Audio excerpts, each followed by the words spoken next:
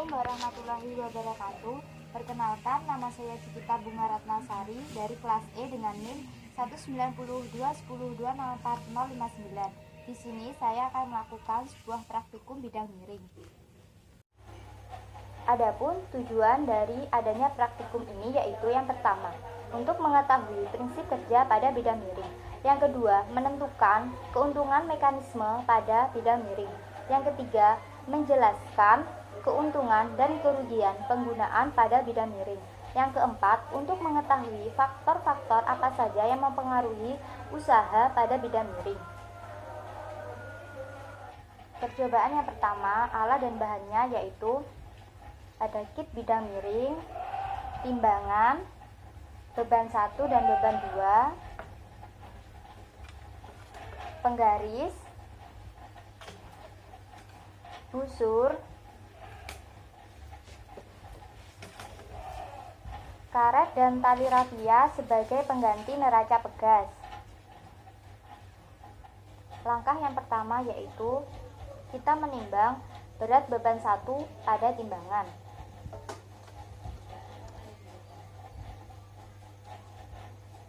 Setelah kita mengetahui berapa berat beban 1, kita tulis pada tabel pengamatan.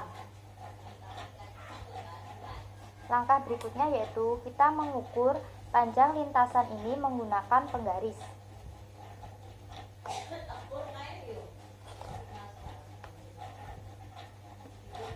Setelah kita mengetahui berapa panjang lintasan ini, kita menulisnya ke dalam tabel pengamatan. Langkah berikutnya, kita mengukur tinggi pada bidang miring. Di sini ada 3 tinggi, yaitu tinggi A, tinggi B, dan tinggi C. Kita mengukur masing-masing ketinggian tersebut menggunakan penggaris. Tinggi A,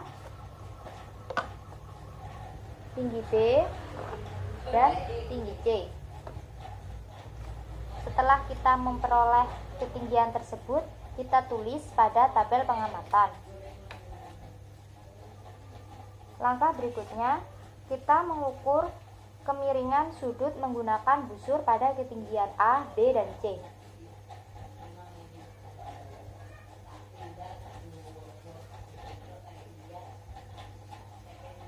Setelah kita mengetahui berapa kemiringan sudut pada setiap tinggi tersebut, kita menulisnya pada tabel pengamatan.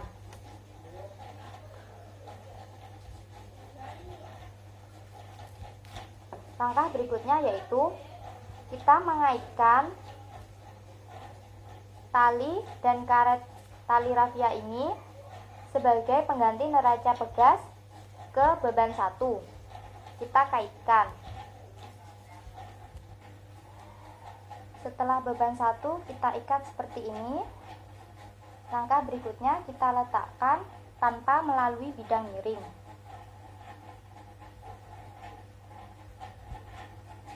Kemudian ukur renggang karet menggunakan penggaris, catat pada tabel pengamatan. Yang kedua, kita letakkan melalui bidang miring.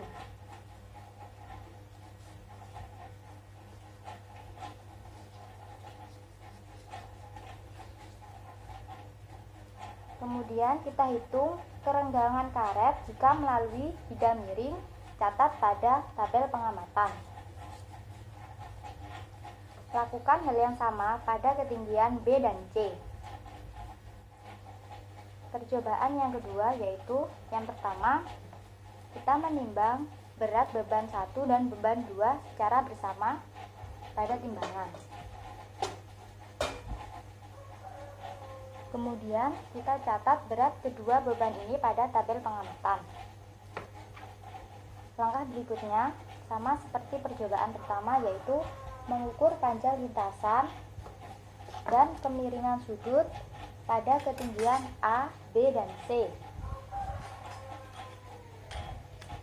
Kemudian kita kaitkan kedua beban ini menjadi 1. Kemudian kita letakkan tanpa melalui bidang miring.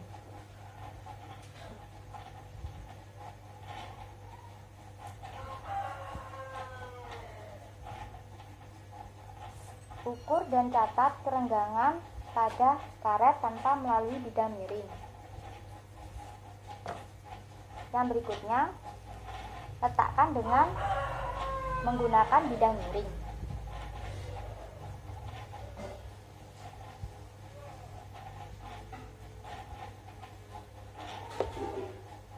Setelah itu, kita mengukur kerenggangan pada karet yang menggunakan bidang miring dan catat pada tabel pengamatan. Lakukan hal yang sama pada ketinggian B dan C. Jadi, dari percobaan 1 dan 2, skala karet yang paling panjang yaitu tanpa melalui bidang miring, sedangkan yang melalui bidang miring itu lebih cenderung pendek. Kegunaan bidang miring ini untuk memperkecil gaya. Kerugiannya yaitu karena terlalu panjangnya lintasan yang digunakan. Sekian praktikum mengenai bidang miring dari saya. Kurang lebihnya mohon maaf. Wassalamualaikum warahmatullahi wabarakatuh.